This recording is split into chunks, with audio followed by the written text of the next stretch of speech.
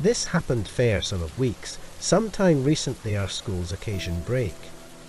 It was a Friday night, and I didn't have any plans at all, so I figured why not make a number of bucks, rather than being bored and laying around the house all day.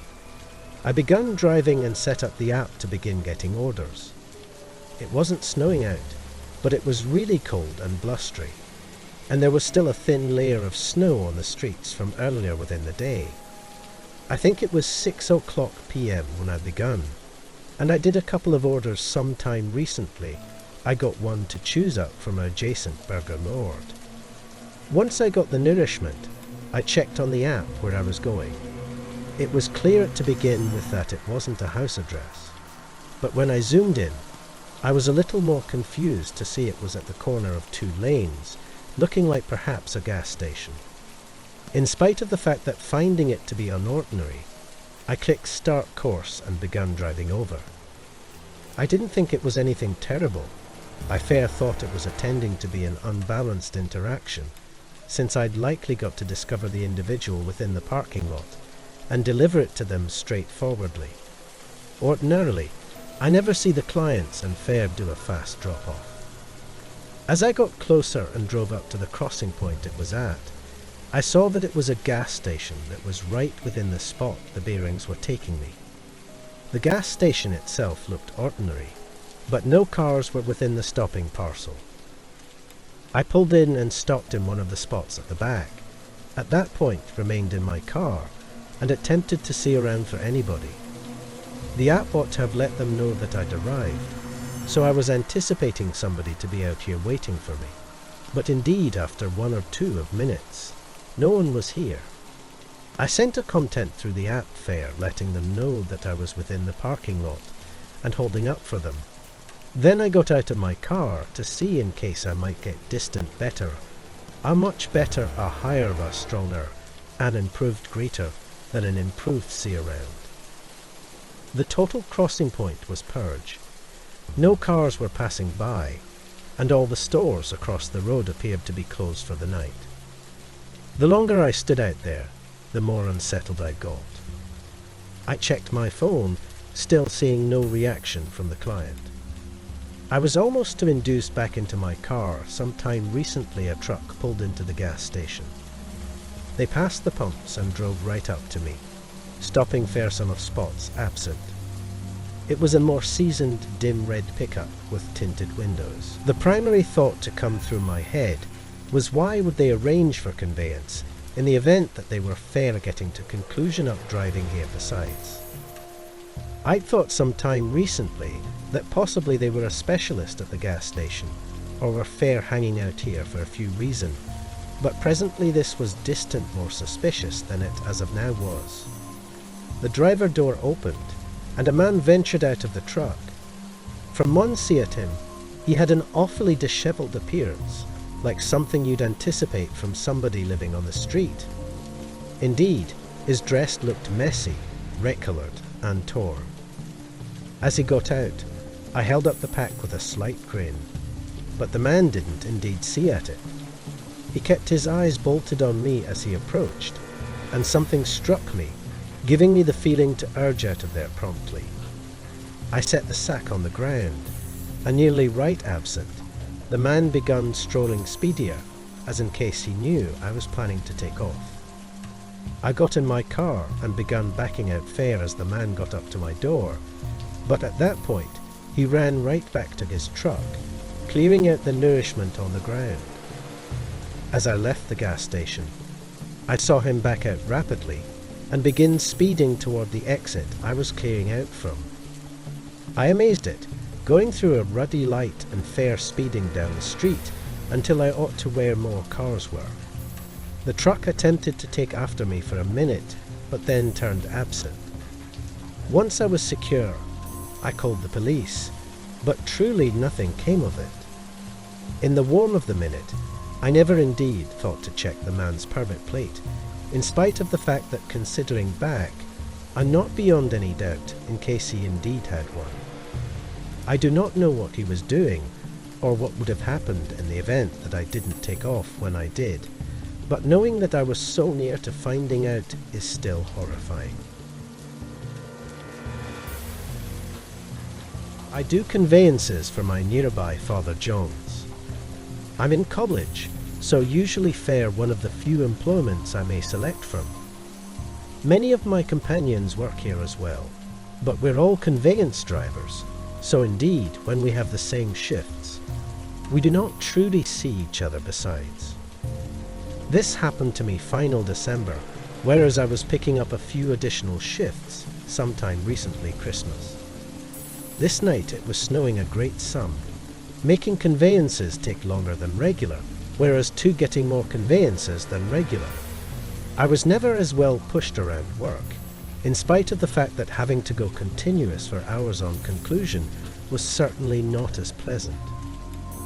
At 9:30, I grabbed my following set of orders to convey and got in my car to induce the headings up.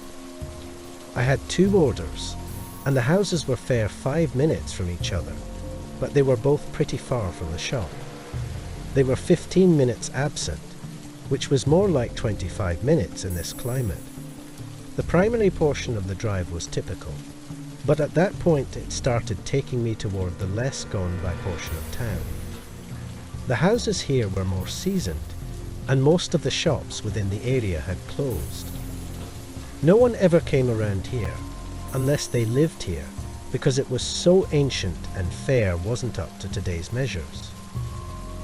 After 20 minutes of driving, I pulled into one of the neighbourhoods and drove down the street toward the primary house. The street was exceptionally uncovered, no cars stopped on the side, and most of the houses kind of looked purge. Once I neared to the primary address, I stopped on the street and strolled up to the front entryway. A kind ancient man replied the entryway and paid for the pizza. At that point I went back and set the bearings for the another house. It was within the same neighbourhood, but I realised as I drove that it was taking me more profound into the neighbourhood, to the point where there were less houses and more space between them. By the time I ought to the address, I couldn't see any other houses around. It was fair trees encompassing the region. Once more, I stopped on the road and strolled up to the front entryway. I thumped and held up calmly on the yard. It was beautiful cold out, in spite of the fact that, and the snow making my dress soaked wasn't making a difference. At long last, after a diminutive, the entryway opened. It was a middle-aged lady who looked like she'd fair woken up. Her hair was muddled, and she had tired, emotionless eyes. "I have your range here for 2 pizzas," I said, holding out the boxes and giving her the overall to pay. She took the boxes and placed them on the table, another to her. At that point told me to hold up a minute for her to urge cash. Another diminutive went by some time recently. They opened the door again. She begun filtering through a few cash, checking it gradually and attempting to include it all up. There was certainly something odd almost her. It's difficult to pinpoint what it was precisely, but everything she was doing was fair exceptionally odd. At that point, as in case she wasn't battling sufficient on tallying money, she began a little conversation with me. Ordinary stuff like how my day was and all that. I reacted respectfully, but it was fair truly odd, like she was slowing down. At a few points, whereas she was talking, I looked back at my car fair to remove myself from the awkward circumstance for a minute, but I was fast to see a man standing right following to it.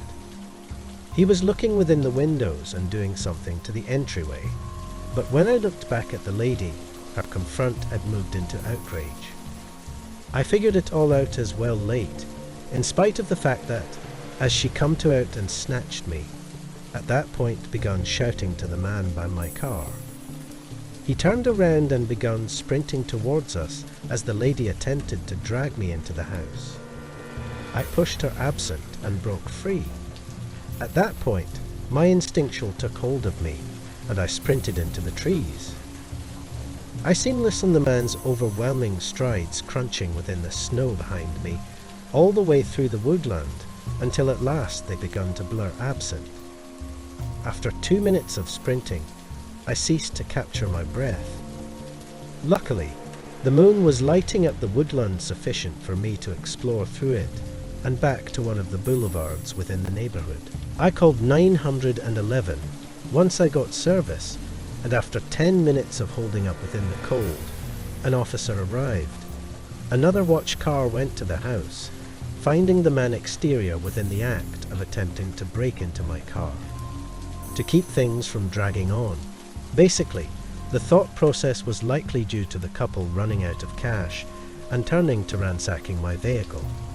The entire diversion was so that the man seemed victimize my car without me ever knowing. But since I saw what he was doing, it's not truly clear what they would have done possibly. They would have fair let me go, but it's self-evident I would have detailed them, so I do not think it's likely they would have. I'm fair appreciative for getting absent unharmed, and for being the primary casualty. They attempted it on some time recently getting captured, and never having the chance to do anything to anybody else.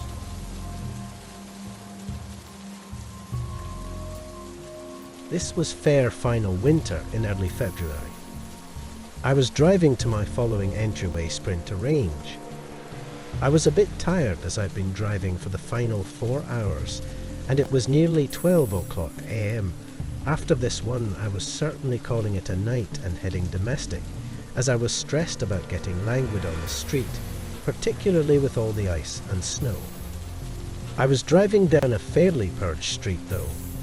It was a side street that associated two of the most towns in our city, but there was a 5-mile extent that had nothing, no buildings or houses or any place to halt. As I was driving down this area, I do not truly know what happened, but I fair got hit with a wave of tiredness that made me lose centre on the street for fair a number of seconds, but that was all it took. I figure I hit a fix of ice and slid toward the side, and in spite of the fact that I completely woke back up at this point, it was as well distant gone. I attempted to control back onto the street, but my car fare slid straight off and into the little jettison between the street and the woods. It wasn't an awful crash at all, since the snow helped the effect, but it still made me a small temperamental. And I knew right absent that it was planning to be inconceivable to induce out of this. My car was stuck on the slant of the discard and in thick snow. I didn't indeed bother getting out to undertake and see how awful it was, though I did test my good fortune at attempting to move the car to urge a few footing, but on the off chance that anything I fare made it more regrettable. Within the centre of attempting to figure everything out, I take a note the car's headlights down the street. To begin with, I thought it was fair a car passing by, but after a couple of seconds it was clear that they weren't moving. Somebody must have fair been stopped down the street with their headlights on, which I found to be a small startling at the coincidence of it being on this long, purged street. They weren't near sufficient to have halted to undertake and offer assistance me, but they weren't distant sufficient either to not see my headlights. I pulled out my phone and called my dad, knowing he'd still be alert and trusting he'd be able to assist me. I'd never been in a situation like this, so I truly didn't know what to do. He said he would call roadside help, and at that point drive down to hold up with me. I said thanks to him and felt relief, knowing he would be down here in just many minutes. I looked back out on the street, seeking out for the headlights from the car I'd fair seen, but presently they were gone. It was as well dim to see anything that distant without lights, so I didn't know in case they'd driven absent, or were still there and fair turned off the lights. It began to crawl me out the more I thought of it. I kept my eyes down the street, not looking away for more than a few seconds as I started getting jumpy. It was something around the hush as well that made it more uneasy, as it were hearing the wind exterior my car and nothing else. Then, after 3 minutes of holding up, I saw a figure strolling toward my car. He was down the street, coming from the heading where the headlights had been. I observed him as he gradually made his way through the snow, getting to almost about 15 feet from the front of my car. Then he halted. He stood there within the snow confronting me but not moving. I couldn't see much of him as he had a hoodie covering his face, but the way he stood there in my headlights began to startle me. After a minute, I honked my horn delicately a number of times to let them know that I was within the car, which I seemed to see them. They still didn't move or recognize me, but as I was pulling out my phone to call my father once more, the man turned around and strolled absent, vanishing down the street. I still called my father to let him know almost this truly interesting individual that was out here, and he said he was a diminutive absent.